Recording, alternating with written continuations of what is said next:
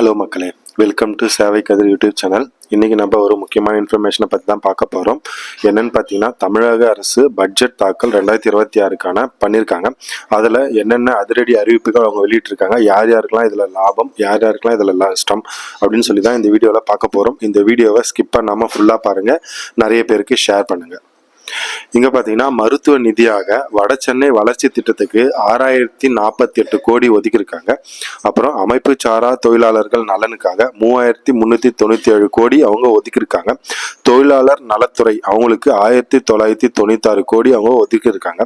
முதலமைச்சரின் விரிவான காப்பீட்டு திட்டம் அதுக்காக 6374 கோடி அவங்க வந்து ஒதுக்கியிருக்காங்க.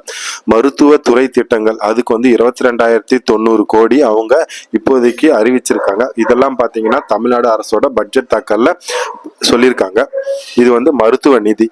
தமிழக அரசோட கரண்டான எவ்வளோ கோடி கடன் இருக்குன்னு சொல்லி அவங்க இன்ஃபார்ம் பண்ணியிருக்காங்க. என்னன்னு பார்த்தீங்கன்னா, கடன் ரூபாய் 10,6 லட்சம் கோடியாக தமிழக அரசின் ஒட்டுமொத்த கடன் 2026-27 10.62 லட்சம் கோடியாக இருக்கும் என்று மதிப்பிடப்பட்டுள்ளது அப்படின்னு இன்ஃபார்ம் பண்ணியிருக்காங்க. நெக்ஸ்ட் என்னன்னு பார்த்தீங்கன்னா, தொழில் வளர்ச்சிக்கான நிதி, தொழில் முதலீடு ஊக்குவிப்பு துறை அதுக்காக அவங்க 4,882 கோடி ஒதுக்கியிருக்காங்க. சிறு குறு நடுத்தர தொழில் நிறுவனங்களுக்கு 5 ஆண்டுகளில் வழங்கக்கூடிய கடன் அது பார்த்தீங்கன்னா 10.70 லட்சம் கோடி அதுக்காக அவங்க ஒதுக்கியிருக்காங்க. நெக்ஸ்ட் சிறு குறு நடுத்தர தொழில்துறை அதுக்காக 1943 கோடி அவங்க ஒதுக்கீடு செஞ்சிருக்காங்க.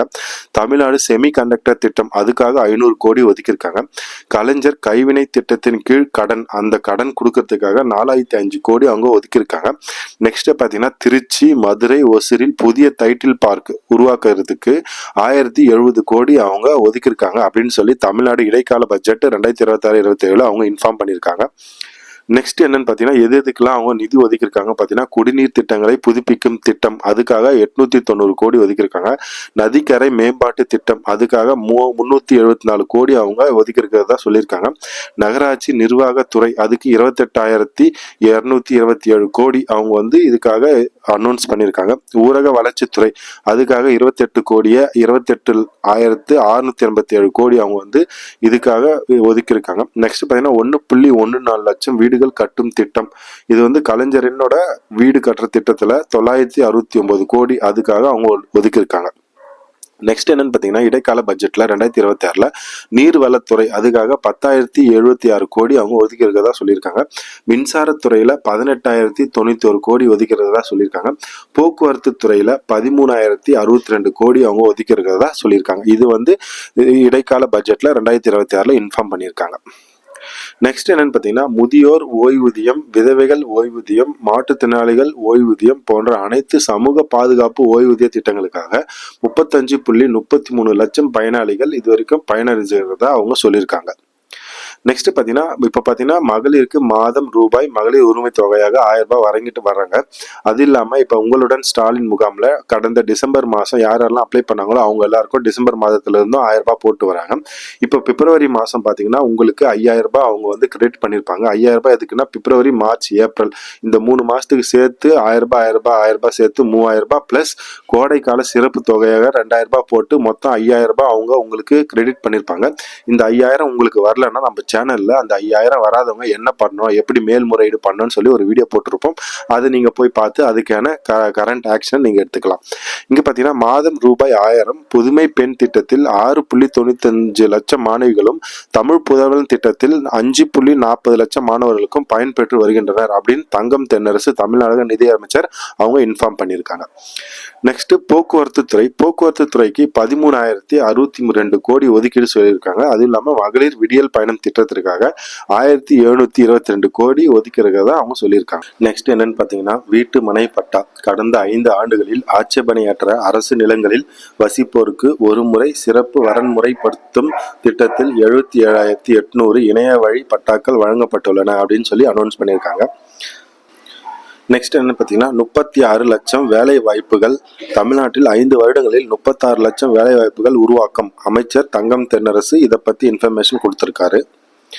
நெக்ஸ்ட் என்னன்னு பார்த்தீங்கன்னா, தமிழக இடைக்கால பட்ஜெட் 2026 மாற்றுத்திறனாளிகளின் நலத்துறைக்கு 1471 கோடி நிதி ஒதுக்கீடு செய்ததற்காக இன்ஃபர்மேஷன் வந்திருக்கு. தகவல் தொழில்நுட்பத்துறைக்கு ஐடி இன்ஃபர்மேஷன் டெக்னாலஜிக்கு 219 கோடி நிதி ஒதுக்கீடு செய்ததற்காக இடைக்கால பட்ஜெட்ல அனௌன்ஸ் பண்ணியிருக்காங்க. நெக்ஸ்ட் கல்வி உதவித்தொகை திட்டங்களுக்கு ரூபாய் 1317 கோடி ஒதுக்கீடு செய்திருக்கிறதா தமிழக இடைக்கால பட்ஜெட்ல அறிவிப்பு வெளியிட்டிருக்காங்க.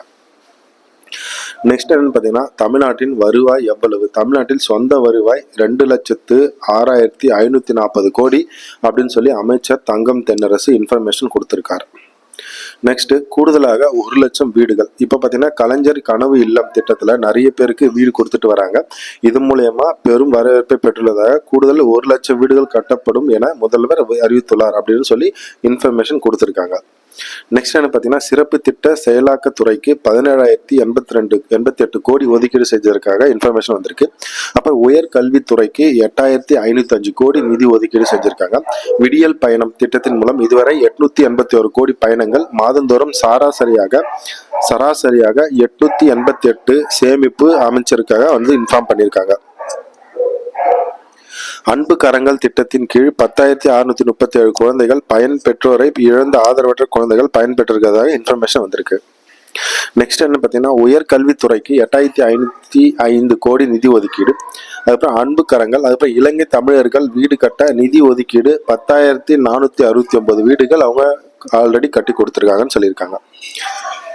அப்புறம் இளைஞர்கள் தமிழர்களுக்கு வீடு கட்ட நிதி ஒதுக்கீடு, வீடுகள் கட்ட 639 கோடி ஒதுக்கீடு செஞ்சிருக்காங்க தமிழ்நாடு பட்ஜெட்ல அனௌன்ஸ் பண்ணியிருக்காங்க. சிறப்பு திட்ட செயலாக்கத்துறைக்கு 17,082 கோடி ஒதுக்கீடு, உயர்கல்வித்துறைக்கு 8,505 கோடி ஒதுக்கீடு. அப்புறம் எந்த துறைக்கு எவ்வளவு ஒதுக்கீடு செஞ்சிருக்காங்கன்னு சொல்லி பார்க்கலாம். ஆதி திராவிடர் பழங்குடியினருக்கு 3,934 கோடி ஒதுக்கியிருக்காங்க. சிறுபான்மையினர் நலத்துறைக்கு 1,634 கோடி ஒதுக்கியிருக்காங்க. சுற்றுலாத்துறைக்கு 1,394 கோடி ஒதுக்கியிருக்காங்க. கூட்டுறவு உணவு நுகர்வோர் பாதுகாப்பு துறைக்கு 17,068 கோடி ஒதுக்கியிருக்காங்க. கால்நடை பராமரிப்பு, பால்வளம், மீனவர் நலன் அவங்களுக்காக 4,435 கோடி ஒதுக்கியிருக்கிறதா இன்ஃபர்மேஷன் வந்திருக்கு. இங்க பாத்தீங்கன்னா கலைஞர் மகளிர் உரிமை திட்டம் மாதந்தோறும் 1,000 ரூபாய் 1.31 கோடி பெண்கள் இது மூலம் பயன்பெற்றதாக சொல்லியிருக்காங்க. சிறப்பு தொகையாக 5,000 ரூபாய் வரவு வந்திருக்கு. அதை பத்தின இன்ஃபர்மேஷனும் வந்திருக்கு. இங்க பாத்தீங்கன்னா ஒன்றாக வெல்லும் TNWVC சேஃப் தமிழ்நாடு பெண்கள் வேலைவாய்ப்பு பாதுகாப்பு திட்டமும் அவங்க அனௌன்ஸ் பண்ணியிருக்காங்க. அப்புறம் பார்த்தீங்கன்னா 10 லட்சம் மாணவர்களுக்கு மடிக்கணினி வழங்கும் திட்டம் உலகம் உங்கள் கையில் அப்படின்ற ஒரு ஸ்கீம்ல 10 லட்சம் மாணவர்களுக்கு அவங்க மடிக்கணினி வழங்கும் திட்டத்துல அனௌன்ஸ் பண்ணி 10 லட்சம் மாணவர்களுக்கு அவங்க மடிக்கணினி கொடுத்துருக்காங்க. நெக்ஸ்ட் என்ன பார்த்தீங்கன்னா, தமிழ்நாடு செமிகண்டக்டர் இயக்கம் 2030 5 ஆண்டு செயல் திட்டம் 500 கோடி அதுக்காக ஒதுக்கீடு செஞ்சிருக்காங்க. இங்க பாத்தீங்கன்னா நகர்ப்புற வாழ்விட மேம்பாட்டு வாரியம் ஒரு வீட்டிற்கு மானியம் 2,10,000 ரூபாய். அது மூலமா 2,21,212 வீடுகள் கட்டப்பட்டுள்ளன அப்படின்னு சொல்லி இன்ஃபர்மேஷன் சொல்லியிருக்காங்க. அப்புறம் பார்த்தீங்கன்னா அரசு அலுவலர்கள் நலன், அதுக்காக பார்த்தீங்கன்னா அரசு பணிபுரிபவர்கள் விபத்தில் இறந்தால் 1 கோடி ரூபாய் அவங்க கொடுக்கறதா சொல்லியிருக்காங்க. அதுக்கப்புறம் இயற்கை மரணம் அடைந்தால் ரூபாய் 10 லட்சம் அவர்களின் குடும்பத்தினருக்கு வங்கிகள் மூலம் காப்பீடு வழங்கப்படும் அப்படின்னு அனௌன்ஸ் பண்ணியிருக்காங்க. இங்க பாத்தீங்கன்னா மகப்பேறு விடுப்பு உயர்வு. இங்க பாத்தீங்கன்னா பெண்கள் அரசு அலுவலர்கள் மகப்பேறு விடுப்பு 6 மாதங்களிலிருந்து 12 மாதங்களாக உயர்வு, 9 மாதங்களிலிருந்து 12 மாதங்களாக உயர்வு அப்படின்னு சொல்லியிருக்காங்க. இதுக்கு முன்னாடி பாத்தீங்கன்னா 9 மாதங்கள் தான் உங்களுக்கு மகப்பேறு விடுப்பு விட்டுருப்பாங்க. இப்ப பாத்தீங்கன்னா 1 இயர் 12 மந்த்துக்கு 12 மாதங்களுக்கு உங்களுக்கு உயர்வு வந்திருக்கு மகப்பேறு விடுப்பு. அப்புறம் தமிழ்நாடு உறுதியளிக்கப்பட்ட ஓய்வூதிய திட்டம் ரூபாய் 11,000 கோடி அவங்க ஒதுக்கீடு செஞ்சிருக்கிறதா சொல்லியிருக்காங்க. அவ்வளவுதான் மக்களே, இந்த வீடியோல தமிழ்நாடு இடைக்கால பட்ஜெட்ல என்னென்ன அனௌன்ஸ் பண்ணியிருக்காங்கன்னு சொல்லி பார்த்தோம். இந்த வீடியோ உங்களுக்கு பிடிச்சிருந்தா லைக் பண்ணுங்க, ஷேர் பண்ணுங்க, சப்ஸ்கிரைப் பண்ணுங்க. தேங்க்யூ மக்களே.